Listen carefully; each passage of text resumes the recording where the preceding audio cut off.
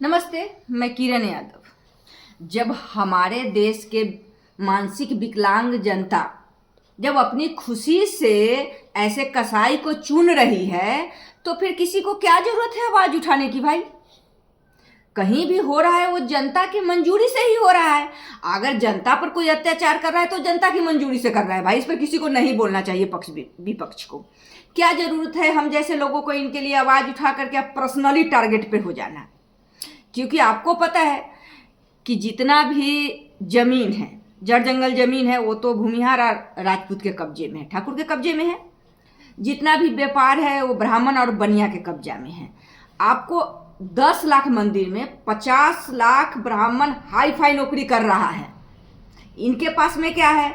ये ऐसे हमारे देश की नागरिक है ना, जैसे ब्रेन हैमरेज नहीं हो जाता है, वो सिर्फ देख सकता है, सुन सकता है पर बोल नहीं सकता है, उस तरीके से हमारे देश की नागरिक हो चुकी है। तो मैं नहीं चाहूंगी कि आप लोग कोई आवाज उठा करके पर्सनली किसी जाति के टारगेट में आ जाइए, क्योंकि वो टारगेट मिलेगा और कोई आपका साथ देने वाला नहीं होगा, हमारी तरफ बर्बाद हो जाइएगा।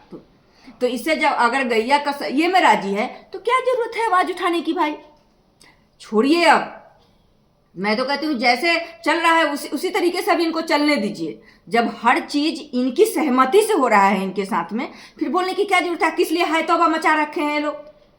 शांति से बैठो भाई, जो हो रहा है आपके साथ जब आप झेलने के लिए तैयार हो तो हम जैसे लोग किस लिए आवाज उठाएंगे।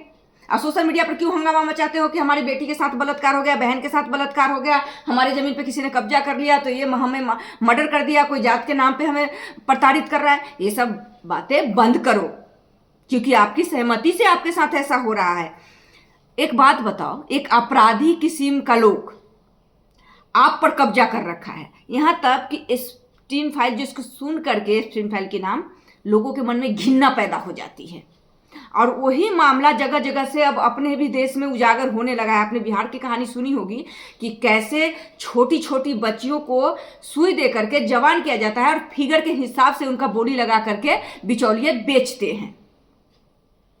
तो ये सब बात जानने के बाद भी आप उस अपराधी को चुन रहे हैं।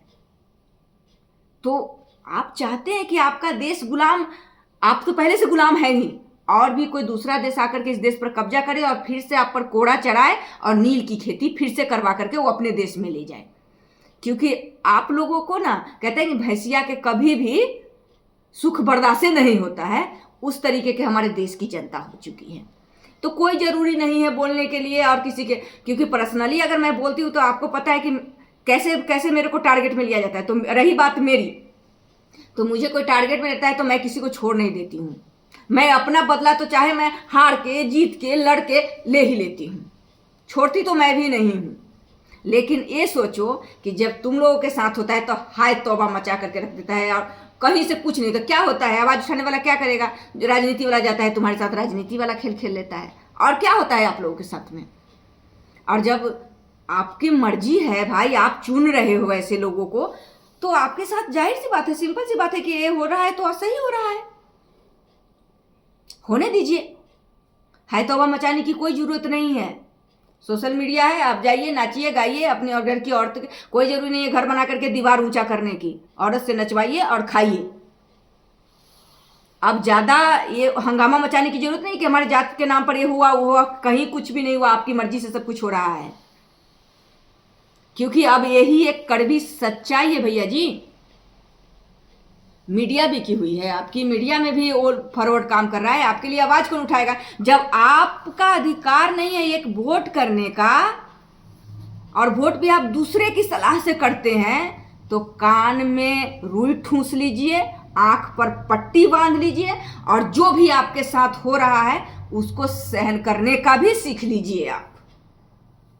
क्योंकि आप में तो लड़ने की क्षमता है ही नहीं, आप लड़ सकते नहीं। क्यों आप रोजगार के लिए किससे रोजगार मांग रहे हैं? आपको तो रोजगार चाहिए ही नहीं। आप तो चाहते हैं कि आप बंधुआ मजदूर बन करके रहें, 500 पर दूसरे का घर पेंट करते चले। तो फिर किस लिए आप रोजगार मांग रहे हैं? किस लिए शिक्षा के लिए आप लड़ रहे हैं? 1-2 युवा हैं वो लड़ रहे हैं, क्यों भाई? रहने दे। किस लिए इनके लिए आवाज उठाना है? और ये तो बात मैं अभी कह रही हूं, लेकिन 2027 उसके बाद मैं तो अलग हो जाऊंगी। क्यों? क्योंकि किस लिए आवाज उठाना है जब ये चाहते हैं उसी को ऑपरेशन सक्सेसफुल, ये लिख देते हैं चुनाव। तो जब आप नहीं चाहते हो मिलकर के पिछड़ा दलित की सरकार, तो हम क्यों चाहेंगे? रहने दो, हम अपने आप में भाई मजबूत है, हमारा कोई हाथ नहीं पकड़ सकता। जो आप सोच रहे होंगे ना कि कोई, चलो मैं यादव का ही नाम ले लेती हूँ, आप सोच रहे होंगे कि यादव को कोई नस पकड़ करके दबा देगा, तो ये आपका गलत फहमी है। जब तक आपके साथ में यादव है तो आप उड़ रहे हो कि क्या है, इससे हमको क्या मतलब है।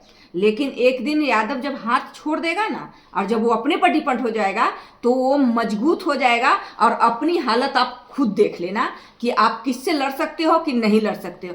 कुछ नहीं कर सकते आप। संविधान का जो आप रट लगा रखे हैं ना, संविधान पर वो लोग हावी है, ना कि आप लोग। वहां आप लोग नहीं है, आप लोग वहां पर कैदी हैं, मालिक वो है। जो सोच रहे हैं कि हम संविधान से जीत जाएंगे, कहीं आप संविधान से नहीं जीत पाएंगे भैया जी। जीत तो आप तब पाएंगे जब आप में एकता होगी। संविधान का चोला उसने पहन रखा है, आपके हाथ में किताब लेके घूमने से कुछ नहीं होगा। उसके लिए एकता होना जरूरी था, जो आप धीरे धीरे बिखर रहे हैं। तो आप कल भी बंधुआ मजदूर थे और आज भी बंधुआ मजदूर है। तो मैं तो कहूंगी कि इसलिए शिक्षा पर आपको जोर लगाना है, रोजगार व्यापार पे क्यों आप जोर लगा करके बेवजह में लड़ाई लड़ करके और इतना माहौल खराब करना। छोड़ो। हम समझ गए हैं कि हमारे देश की नागरिक का ब्रेन हैमरेज हो चुका है। वो सिर्फ देख सकती है, नहीं वो बोल सकती है, नहीं सुन सकती, गूंगी बहरी हो गई है हमारे देश की नागरिक। बस।